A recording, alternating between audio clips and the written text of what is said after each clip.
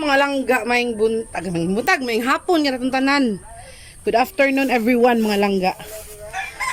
So ayun mga langga, kumusta kayo dyan? Kumusta kayo? So andito po tayo ngayon sa likod ng aming bahay mga langga, kung nakikita nyo po. Dahil for today's video mga langga ay meron tayong magandang balita sa inyo. Char! Magandang balita po to para sa amin mga langga. For today's video ay nanganak na po ang aming baka. So siguro sa inyo parang good for you langga and insik. Pero sa amin is napaka-good po ng ng balita na to mga langga. Kaya nanganak na sad ang among baka na si Lourdes. Kaya pupuntahan natin ang nanganak na baka kasi nandun sila insik. Let's go. Ayan na po mga langga.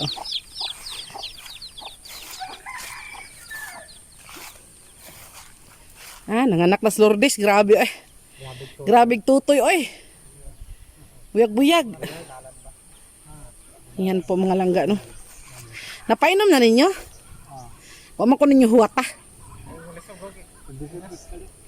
Sana po ang anak niya mga langga oh. So meet our nating baka, si Novi. Ang pangalan po ng aming baka mga langga, anak siya ni Lourdes. Ang pangalan niya kay si Novi. Kay natawa man siya og November. Mo na siyang iyang pangalan kay si Novi. Novi! Ni Totoy pa. Kung saan na nagbitay sa iyang kuan pa? Aw. Nabuto matong kuan. Yan si Papo. Grabe matsuha sa ni kuan na ni Mama Sylvester Stallone. Kabibitan ako blake. Kaya na may kuan. So paglay oy batoan. Grabe. Matsuha eh. So dito tayo mga langga sa likod ng bahay. Saan yung bahay ni Inday Lucy sa likod? Yan o, mga may manggahan. Diyan kami noon mga langga nag-boodle fight sa ilalim ng mangga. Tapos dito yung may mga sagingan namin. Ngayon, konti na lang yung saging. Dito sana mga langga, dito kami nagtanim ng palay ng mais. Pero ngayon, hindi pa kami nagtanim mga langga kay kuan ka ng bahinon mangod ang yuta. Party-partihin ba? So, ali pa, padaol pa. Kamacho. Ano yan dala mo? Ay, lang. Langis. So, bakit kailangan ng langis pa? Para So, ayun. Pinainom daw nila yung baka na bibi mga langga ng langis para para daw kumintab yung balahibo niya and of course dili sad siya maglibang-libang. Ayan. Yan.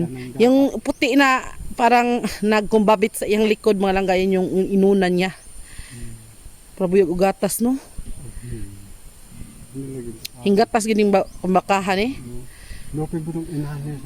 Naputol niya pusod.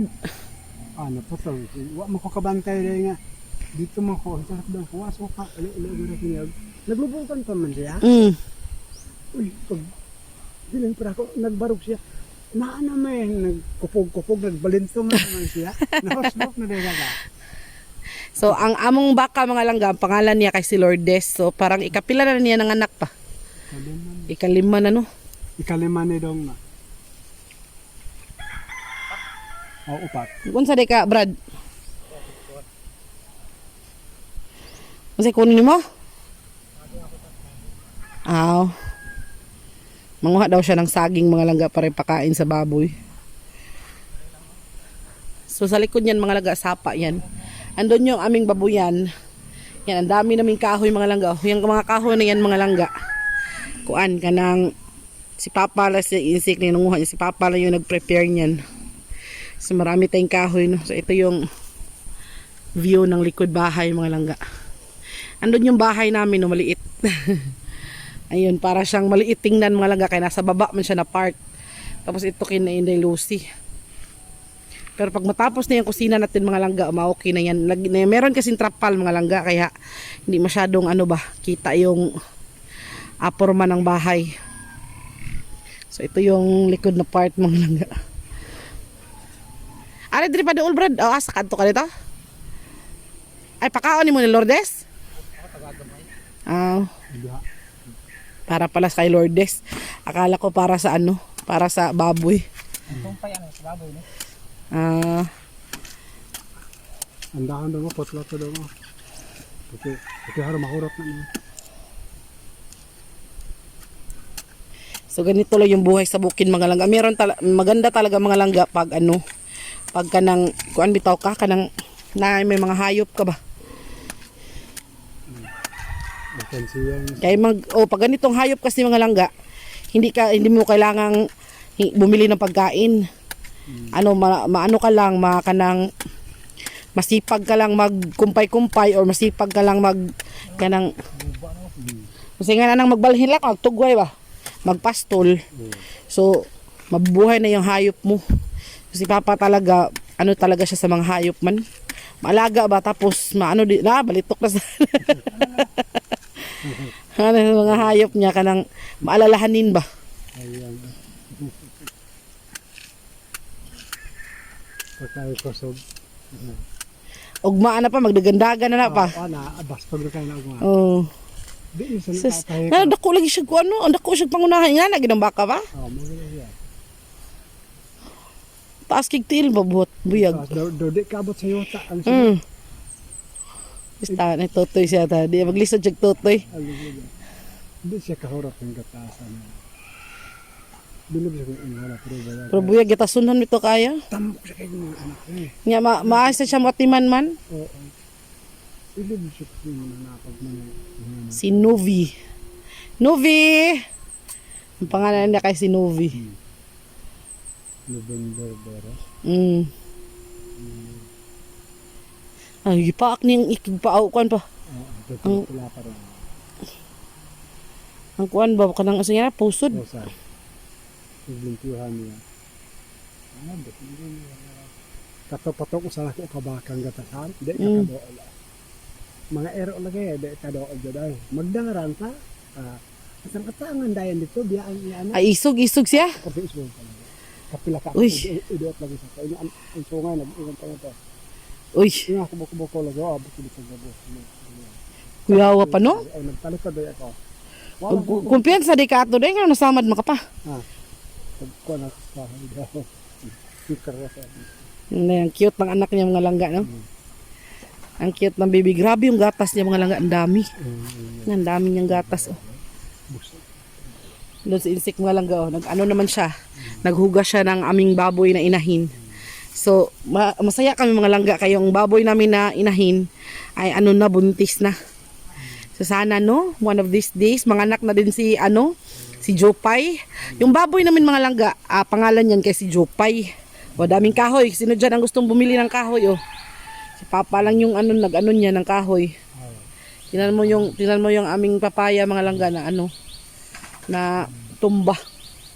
Kanang usa pa paingon jud na siya matumba gid pa. Matumba ang apot lunonon talaga. Saya nga Anak des doon na. Nga naman. Di ko na maayo basta ang ugat musod sa balay. Kaya busit ko nun. Ayan oh. Nagtutoy si Novi.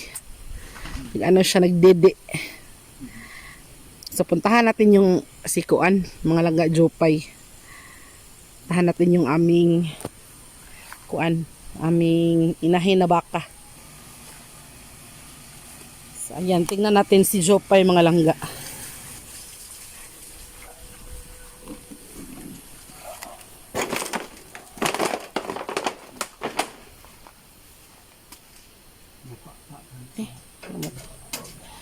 May pakita na to si Jopay, be. Excuse me sa mother. Ayan si Jopay. Jopay!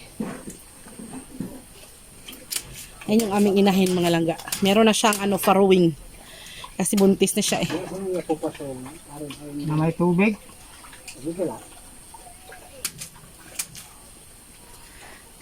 Jopay! Asa man niya? Kuan. Ihatutoy. Jopay! Ha? Para kayo magsaba. Ayan mga langga.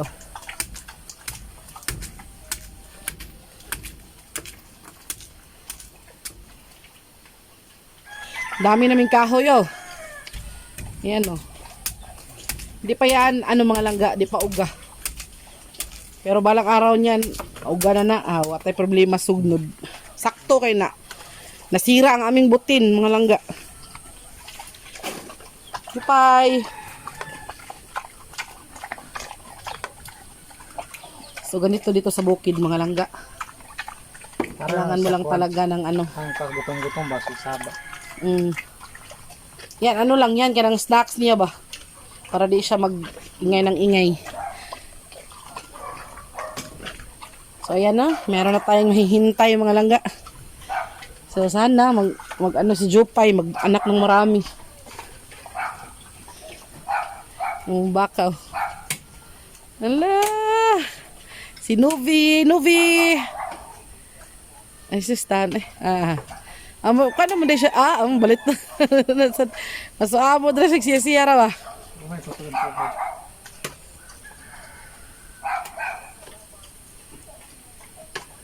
Ano sa sunod unahan? Gani. Asa tong PC din nga pa? Sampayan tong PC niya. Isa ni Lourdes.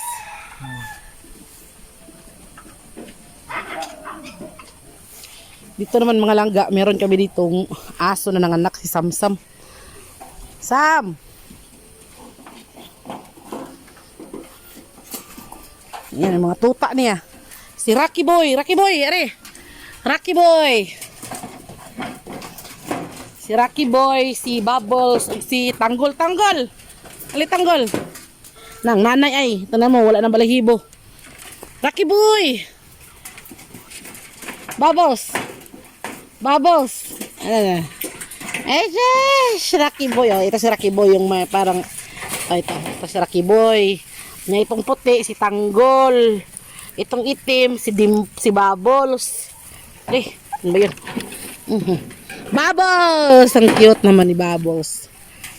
Ito mo sa inyong mama ko. Kuan na, Sam. Ayog, kuan na. Samay kawaya, Sam.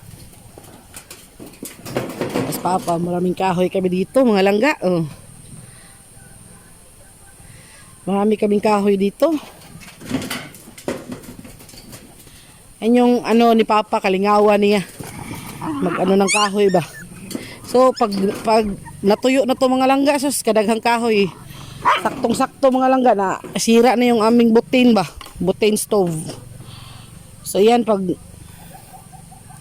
yung nasira namin na abuhan oh. Mabuti na lang na ano na medyo naayos na. Pero hindi pa rin talaga maayos pero okay na. Daghana kay pa eh. Daghana kay niguan. Ang 25 good ang 25 pesos gamay raw kayo. Ayaw lagi Sam. Oo eh. O sino dyan mga langga ang bibili ng kahoy? So manguha si Papa ng mga kahoy mga langga, yung bitong mga kahoy na naputol ng bagyo. Nang naputol ba? Tapos ayun, piniraso-piraso niya. Tapos ginanito niya mga langga. So saktong-sakto, malapit na yung Pasko, yung lulutuin na lang yung kulang pa. Ang luto na lang kuwang, pero ang iluto, nanay kahoy. O dami, 1, 2, 3, 4, 5, 6 kakuan niya, marami pa oh.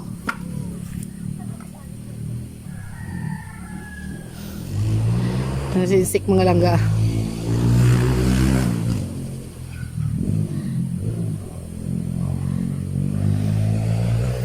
Sayang mga langga no.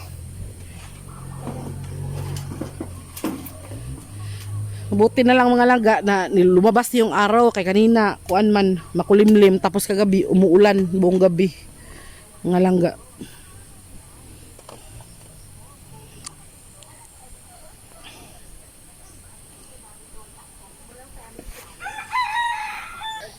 Si Darna.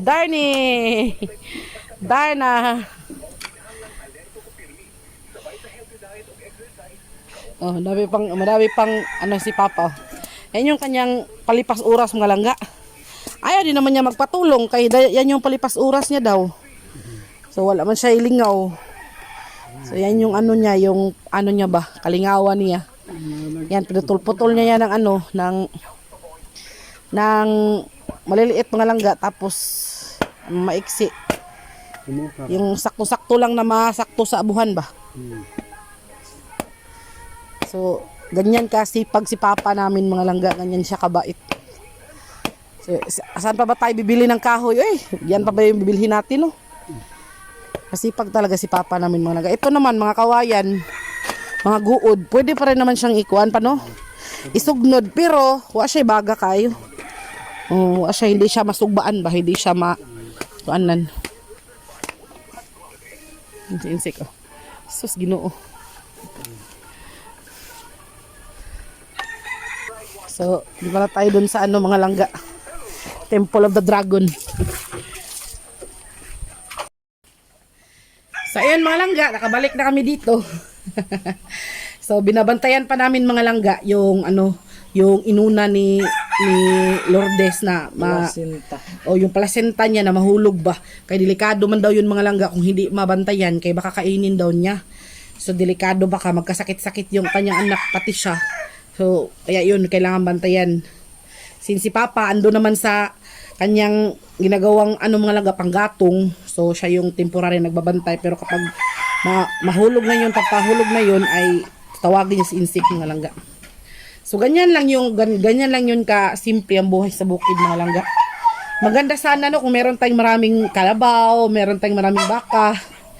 So, si Lourdes, nanganak na, meron na tayong isang baka mga langga. So, yung kambing naman namin, si Betty, buntis din, pero nandun siya kay Levi, kay doon sa resort kasi marami kasing pwedeng pastulan doon mga langga. Tapos dito, kuan lang, kanang limited lang ba yung lugar na pwedeng pastulan. Kaya, nandun si Betty, temporary nandun kay Levi. Pero pag malapit na yung mga anak, kukunin doon ni Papa, doon lang yun. Ang anak, kukunin ni Papa yung anak niya. Tapos parang, kasi marami kasing makakain doon mga langga. Hindi katulad dito na limited lang yung yung kanyang lugar. So, ayun, nandito na kami ni Insik. Magpapakuto ako mga langga. Kay, marami na akong marami na akong mga white hair na maliliit maiikli ba? Kaya magpapakuto ako kay Insik mga langga. Si Sphinx naman, nag-iingay na naman siya. Shh! Saba. Nag-iingay si Sphinx mga langga. So, nandito kami sa labas kaya nagbantay nga kami ni Lourdes na lumabas ng tuluyan yung kanyang placenta. Ay! So, ng bukid mga langga, napaka mingaw. Pag ganitong walang okasyon, walang ganap. So, ganyan lang. Simple lang yung yung buhay ba. So, maganda sana kung meron tayong internet connection, no? Kay magsilpon-silpon man tayo. Kung wala tayong internet connection, wala talaga. So, ayun, mga lagas, sa mga nagsasabi naman, no, meron kasi nagko-comment na ang laki ng lugar ninyo. Ba't di kayo magtanim ng iba't ibang mga tanim. So, ayun, uulitin po namin sa inyo. Sa ngayon po, ay hindi po kami muna nagtatanim ng kahit na like mais. Kasi po, itong lupa na tinitirikan ng bahay namin, yung lupa nila ni Mama, ay pa kasi, common. So, common pa. So, kailangan pang parti-partihin sa 8. So, hindi gaya ng mga unang taon na kanang pinayagan kami magtanim ng kahit na sa paligid. Kaya wala pa man yung desisyon na kailangang partihin. Pero ngayon mga langga, nakapag-decide naman sila na partihin daw this year. So, hinihintay namin yung magsukat ba ng lupa. Kaya pinagbawalan muna kami na magtanim ng ng kahit na nga sana si Papa. Magtanim sana siya ng mga bilaka bitaw, yung mga niyog na mga mababa lang ba. Mababa na niyog, yung mga dwarf coconut na kanang mababa siya pero mamumunga na. Gusto sana magtanim ni Papa ng ganun, pero since pinagbawalan nga po muna kami na magtanim dito sa paligid kasi nga baka yung mga tanim namin ay masayang ba kung hindi naman masayang totally, pero baka nang yung bilaka kasi na mga langga niyog bibilhin yun. So parang 25 yata per punuan lang, no? 5 pesos. Depende sa klase. So, yun. Tapos, iba yung magmamay-ari, iba. So, Yun. Saka muna kami magtatanim daw kapag siguro na namin na ano na talaga, bahin. Sabak kay mga manok, mga langga. Pasensya na kay among mga manok diri no, nanguwag tanan. Hasta mga tao nanguwag. Hasta si insik nanguwag nawa. Kaya ni daot si insik nanguwag. Ala. Kaya yun mga langga. Kaya yun mga nagsabi na kanang yung mga nag-comment na magtanim kayo dyan ng iba't ibang pananim ng kuan kay malaki man yung lupa. Malaki naman po talaga. Pero hindi pa talaga sa amin. Kaya yun baka mapagalitan kami ba? Magalitan kami. Kaya yun, tinutupad muna namin yung hinihintay namin yung yung anong magsusukat. Yung anong pangalan nun? Surveyor. O yung surveyor na magsusukat ng lupa. Pero kapag nasukat na siya tapos may mga may-ari na, pwede naman kaming magpaalam na kuan basta alam na namin kung sino yung may-ari no na magtanim kami. O basta importante na kasi pinagbawalan po muna kami. Kaya ayun, inintindi namin at kanang nirespeto po namin. Kasi hindi lang naman po kasi si mama mga langga yung may-ari ng lupa. So 8 pa silang magkakapatid na kailangan magbahin. Kaya panigurado, malaki kasi itong kay Inday Lucy. Panigurado, itong sa amin ay musubra yun. Kaya yun, pinag-iisipan namin ni Insik kung ano yung pwedeng gawin. Kaya maghintay na tayo, muna giingon nga, we will cross the bridge when we get there. Saka natin isipin yung problema kung kung tapos na yung tsaka na tayo problema kung na ba, kung tapos na yung pagsukat ba. So sa ngayon, iniintindi namin sila at nirerespeto yung kanilang desisyon na bawal mo nang maggalawin yung lupa. Bawal mo nang magtanim-tanim kami na hindi nila alam. Kaya pagkatapos siguro nito, makikita niyo yung mga garden videos namin. So marami naman kaming plano mga langga. Hindi lang kayo. Kami din, marami din kaming plano, sobra. Marami kaming plano na magtanim ng mga kahit na ano-ano. Yun nga, isa sa mga plano namin, magtatanim kami ng mga dwarf coconut para madali lang kaming makapagkuha ng butong. Pero since hindi pa nga po namin pwedeng gawin yun, kaya naghihintay lang muna kami ng tamang panahon. Kaya yun sana, maintindihan nyo at makapaghintay din kayo at sana kanang naintindihan nyo yung sinasabi ko. So, ayun, medyo mataas to ating video ngayon. Masaya po kami ngayong araw na to kasi po dumating na po si Novi sa aming pamilya. So, nanganak na naman po ulit ang aming baka, mga langga. Masaya talaga kami mga langga dito sa bukid. Alam nyo mga langga, kapag meron kayong mga hayop, tapos mga anak, mangitlog baron yung mga manok, masaya man ka, kaya pinaghirapan mo kaya yun. Kaya, ayun. So, baka sa susunod na naman na mga araw ay mga anak na naman si Betty. Pero, hindi nyo makikita si Betty yung kambing namin kay nandun man yun sa kabila. So, babalitaan na lang po namin kayo, mga anak na. So, sa ngayon naman po ay mga hayop namin ay puro nanganak. So, yung dalawa naming, ako na lang po yung hindi nanganak. So, yung dalawa naming aso, mga langga, si Samsam tsaka si Doktor, nanganak na. Si Doktor naman ay may 2 puppy. Si Samsam ay may 3. Yung 3 nga, Batang Quiapo Cast, si Bubble, si Tanggol, tsaka si Rocky Boy. Tapos ito naman kay Doktor, isang babae at isang lalaki, si Snow, tsaka si Cloud. Yun yung mga pangalan. So, yung mga nagpapangalan niya lahat mga langga, ako lang kay mahilig man talaga ako magpangalan ng mga hayop namin. Lahat ng hayop namin, kung pwede pa lang mga langga, yung mga daga namin dito na mahilig malibang sa mga kilid-kilid. Pangalanan ko yan, pero ayoko lang kay nagalit man ako sa mga daga na mahilig malibang. Kaya yun mga langga, dito kami sa labas kay magkuto-kuto muna kami ni Insik niya. Hanggang dito na lang muna ang video natin. So pasensya na kayo at itong video natin ay paunti-unti, pa isa-isa na lang muna kay yung pag-upload mga langga ay napakahirap talaga. So, magdakop-dakop mi sa signal kung asa yung malakas niyong wifi, punta kami doon. Tapos kung may nagsabi naman mas malakas doon, punta naman kami doon. Basta importante matapos ang pag-upload at makita niyo yung sitwasyon namin dito. So, sa ngayon, maraming salamat po and malapit na pa ang Pasko. So, kanina po ay habang kanang katapos ko lang mag-take ng medicine ko, tapos pagkatapos ko kasi mag-take ng medicine mga langga, kanang magpahinga man ako kay aantukin man ako sa medicine mga langga, kaya nakikinig ako sa kanang kuan ba, yung kapitbahay namin sa kabila o sa harap, tawid sapa, kay nagpatugtog man ng kuan Christmas song. So na na-imagine ko na naman na malapit na pala yung Pasko, hindi lang natin alam, hindi na natin Kakuan ba, sa dami na mga nangyari sa buhay ba, sa dami na mga nangyari sa Pilipinas, sa buong mundo. So hindi na natin maanuhan ba na, Pasko na naman pala, ang bilis ng panahon. So nung unang Pasko lang, dito yung mama ko mga langga, pero ngayon wala siya. So kami-kami lang sa Pasko mga langga. Miss ko yung mama ko. Pero sa lang, ang importante, healthy siya doon, masaya siya doon kasama yung mga apo niya. Kasi miss kasi ni mama kasi mga langga yung mga apo niya. Kaya mahirapan siyang mag-stay ng matagal dito sa amin ba. Nga nakaugalian niya din yung lugar doon, parang nasanay na siya. Sa Klema. Dito mga langga, hindi mo maano si mama kasi sobrang lamig dito. Kaya nga siguro ito at ng aking torticolis parang gumagrabe.